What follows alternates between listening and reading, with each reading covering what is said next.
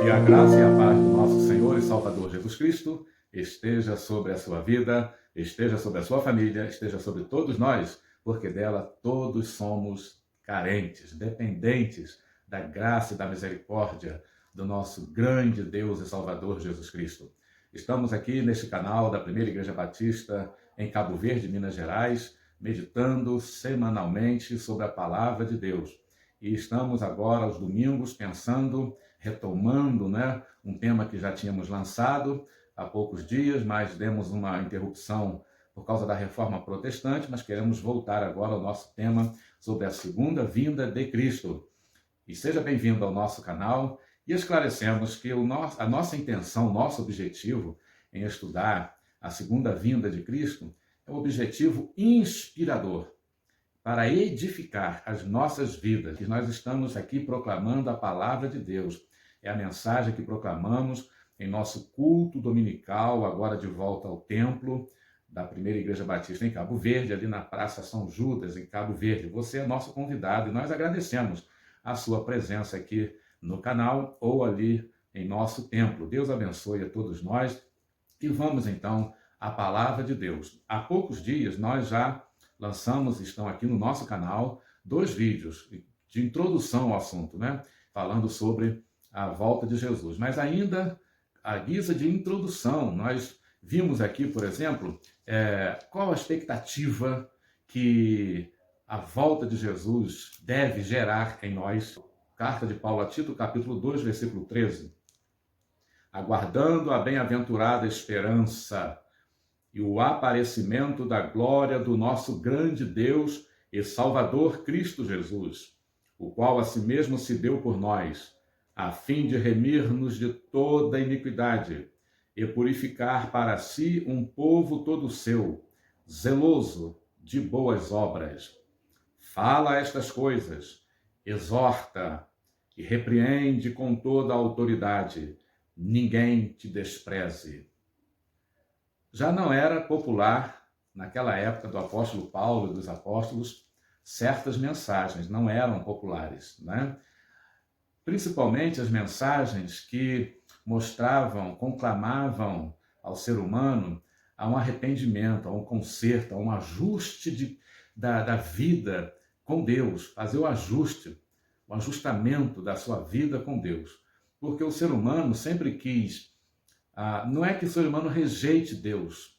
O ser humano, em geral, ele quer as bênçãos de Deus, ele quer estar debaixo da graça comum de Deus, recebendo as bênçãos, A saúde para trabalhar, ele quer proteção, ele quer livramento, ele quer, de certa forma, ele quer Deus. A maioria não nega a existência de Deus.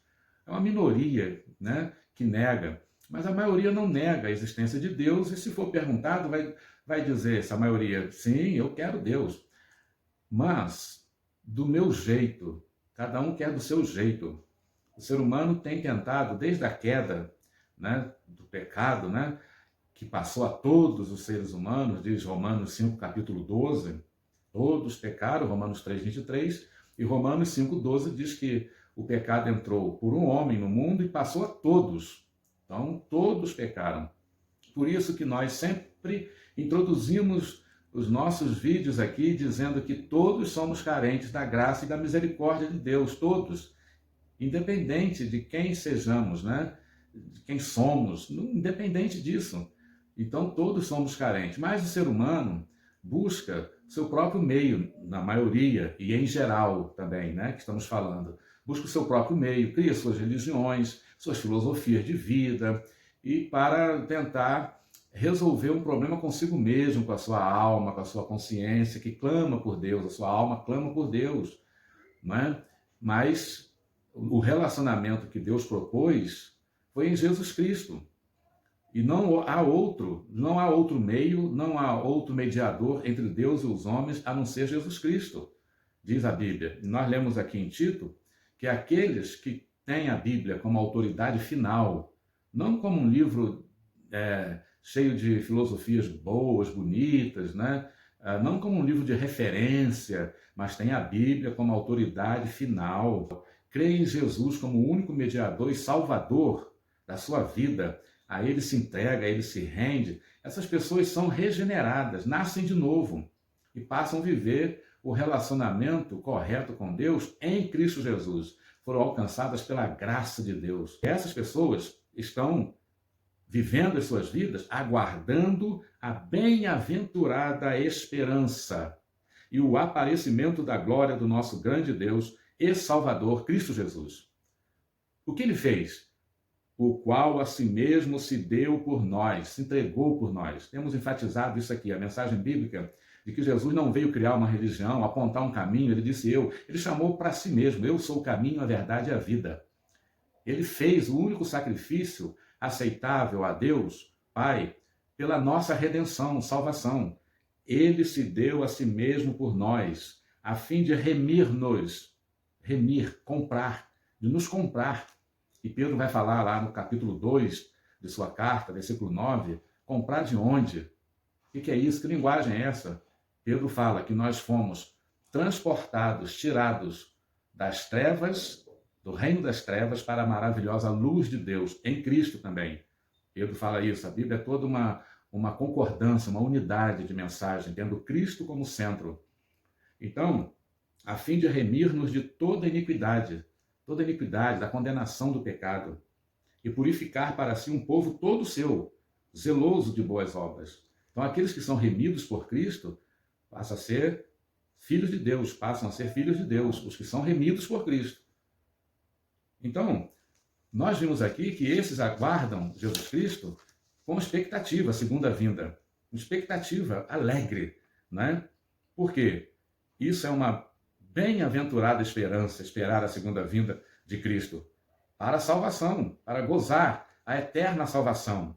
Também é uma expectativa alegre porque ela gera confiança que não confunde, não gera medo. A segunda volta de Cristo não gera medo, só naqueles que não têm a certeza da salvação. Não têm a certeza de que já foram remidos pelo sangue de Jesus, pelo sacrifício de Jesus na cruz. Mas aqueles que foram remidos, a segunda volta de Jesus, a promessa da sua segunda vinda, né? Essa bendita esperança, gera confiança. Confiança que não confunde, não traz pavor, não traz medo, porque essas pessoas sabem que permanecem no amor de Deus. E o amor lança fora todo medo. 1 João 2, 28.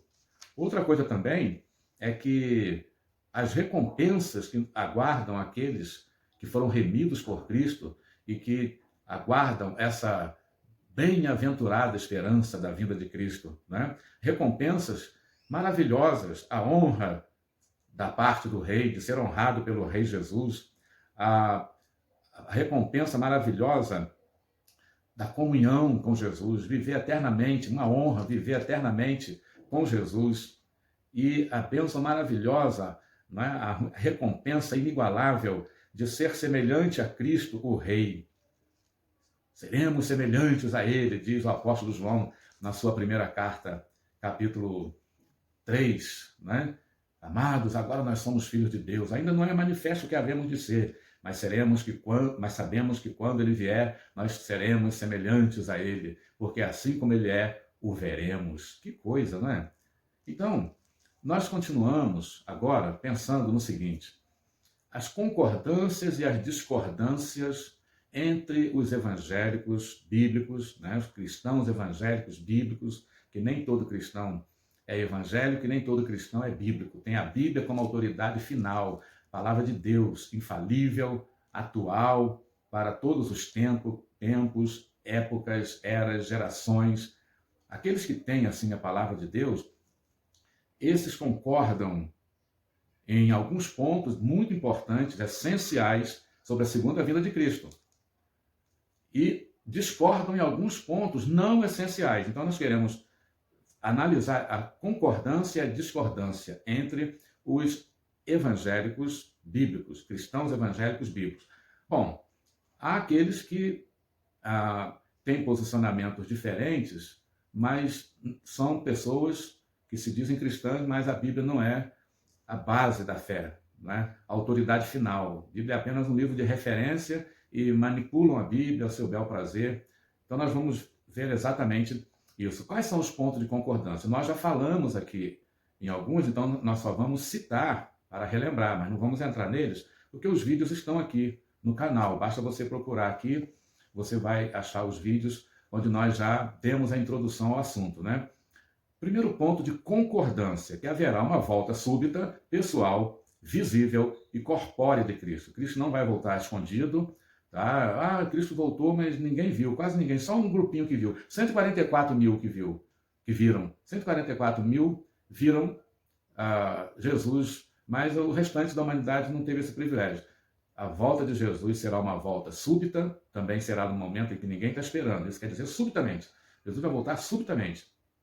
Jesus vai voltar de forma pessoal, não vai voltar em espírito. Ah, Jesus já voltou e está por aí. Está andando desde 1840, não sei o quê, 44, alguns disseram isso. Ah, depois de 1914, depois na outra época, e cada vez fazia algumas profecias que não são profecias, isso não é profecia, mas chamam de profecia. E aí não se cumpre, aí tentam costurar, remendar o estrago, né? O erro, e aí acabam falando coisas indevidas. Não, ele voltou sim, mas é que ninguém viu, não sei o que. A volta de Jesus será súbita, pessoal, visível. A Bíblia diz que todo olho verá. Todo olho, não um grupinho que vai ver. Todo olho verá. E será corpórea. Jesus vai voltar em seu corpo glorificado, não em espírito apenas, né? Isso, a concordância na maioria dos evangélicos, entre a maioria dos evangélicos, aqueles que são sérios em relação à Bíblia, ao estudo da Bíblia, acreditam nisso pacificamente. Outro ponto pacífico de concordância é que devemos ansiar pela volta de Cristo. Aqueles que têm a certeza da salvação em Cristo, como acabamos de ler aqui, aguardam a bem-aventurada. É algo que dá prazer.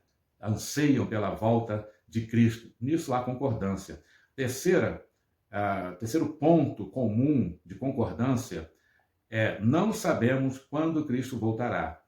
Só aqueles que não são sérios em relação ao estudo da Bíblia, aqueles que querem ibope, aqueles que querem likes nas suas pregações, aqueles que querem encher templos e manter as pessoas amedrontadas, não é? E manipular as pessoas. Então esses marcam data e desobedecem aquilo que Jesus falou. Jesus disse: acautelai-vos, daquele dia e hora ninguém sabe. Ponto final. Bateu o martelo.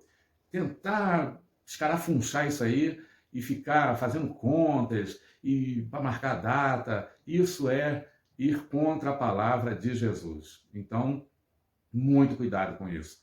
Mas os verdadeiros cristãos evangélicos que têm a Bíblia como autoridade final, esses concordam que nós não sabemos quando Cristo voltará. Esse é o terceiro ponto de concordância. O quarto ponto de concordância é que todos os evangélicos concordam quanto às consequências definitivas da volta de Cristo. Assim como haverá aquela recompensa, aquela expectativa gloriosa da volta de Cristo, assim como muitos esperam a volta de Cristo, olha para essa esperança como bendita, maravilhosa volta de Cristo, por causa de tudo que nós já apresentamos aqui, não é?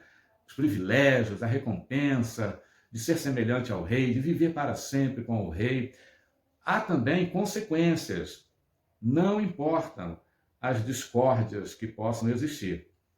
Quanto aos detalhes da volta de Jesus, há discórdias quanto aos detalhes. Mas os detalhes, vamos repetir, não são essenciais.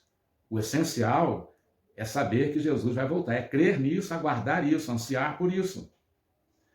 Mas todos, mesmo os que discordam em certos detalhes, que nós vamos ver daqui para frente, mas todos os cristãos que têm a Bíblia como autoridade final concordam com as consequências definitivas da segunda e última volta de Cristo.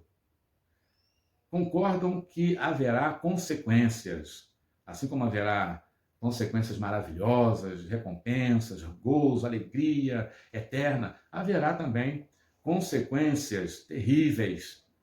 Por exemplo, a Bíblia mostra claramente que será um tempo de choro, de tristeza, de lamento. Todas as tribos da terra se lamentarão. Por quê? Porque será o momento do julgamento dos incrédulos. Haverá o julgamento dos incrédulos. Então, assim como haverá recompensa para os justos, e preste atenção, justos na Bíblia não são aqueles que são justificados pela sua própria bondade, religião, merecimento próprio, boas obras, nada disso. Justos na Bíblia são os que foram justificados pela fé em Cristo, Romanos 5:1. Justificados, pois, pela fé, temos paz com Deus, por intermédio de nosso Senhor Jesus Cristo. Ele é o único que pode justificar, nos livrar da culpa, nos tornar justos nele. Então, nós somos justificados em Cristo, tomamos a justiça dele emprestada, ele nos empresta o seu manto de justiça e nós somos livres da condenação em Cristo Jesus, pela graça de Deus. Então, haverá a recompensa para os justos que foram justificados por Cristo, mas haverá condenação, julgamento dos incrédulos e consequente condenação para aqueles que não creram no Evangelho de Jesus, para aqueles que não creram em Jesus, em seu caráter. Porque não crer em Jesus é não crer em seu caráter. Não crer na palavra dele é não crer no seu caráter, é duvidar do seu caráter. Quando você conhece, confia em alguém, você crê na palavra desse alguém. Então, não crer na palavra de Jesus, naquilo que ele disse, é não crer em seu caráter. Aqueles que duvidaram do caráter de Jesus e do seu santo evangelho, da graça, da salvação, somente nele, esses serão julgados e condenados. Agora, é uma mensagem popular essa? Não é. Por isso que Paulo falou aos jovens pregadores, Timóteo, Tito, para pregarem com toda a autoridade. E por isso que Jesus, toda vez que ele falou mensagens também, dirigiu às pessoas os seus sermões, alguns falam discursos de alerta e chamando ao arrependimento e confrontando o ser humano com a sua própria natureza, mostrando que deveria haver arrependimento, como ele fez com os judeus que se consideravam piedosos, religiosos. Jesus conclamou ao arrependimento, ao novo nascimento, a um concerto com Deus. E quando ele terminava de falar, ele dizia: quem tem ouvidos para ouvir, ouça. Quem quiser ouvir. Deus não força ninguém. Mas haverá o dia de julgamento para os incrédulos e consequente condenação porque não creram em Jesus Cristo. E isso será por toda a eternidade, assim como os que receberão a recompensa pela graça de Deus, não por merecimento humano jamais. Esses que vão receber a recompensa pela graça de Deus vão viver eternamente com Cristo, né, no novo céu e numa nova terra que Deus preparou para eles. O Espírito Santo reinará e será cultuado. Deus Pai, Deus Filho, Deus Espírito Santo reinará e será cultuado no reino eterno, em que não haverá mais pecado, não haverá mais dor, não haverá mais sofrimento, não haverá lágrimas, só haverá glória, gozo eterno. Então, até aqui nós concordamos. Daqui para frente nós vamos ver onde há discussão. Eu já vou adiantar. No próximo vídeo nós vamos ver os pormenores quanto aos eventos futuros. Onde que há discordância entre os cristãos evangélicos com relação à vinda de Cristo?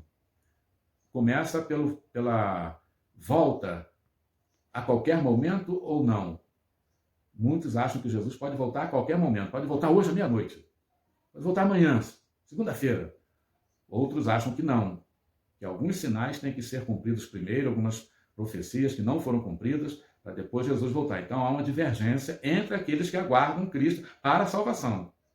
Ok? Então no próximo nós vamos entrar exatamente, vamos começar daqui para frente, tá? As discordâncias. Por que uns acham os versículos bíblicos, vamos apresentar os versículos em que cada grupo se apoia.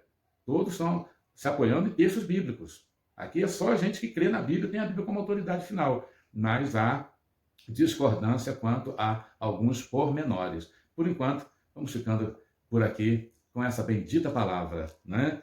Aguardando a bem-aventurada esperança e o aparecimento da glória do nosso grande Deus e Salvador, Cristo Jesus. Que Ele nos abençoe. Obrigado pela sua presença aqui conosco e até o próximo encontro. Amém.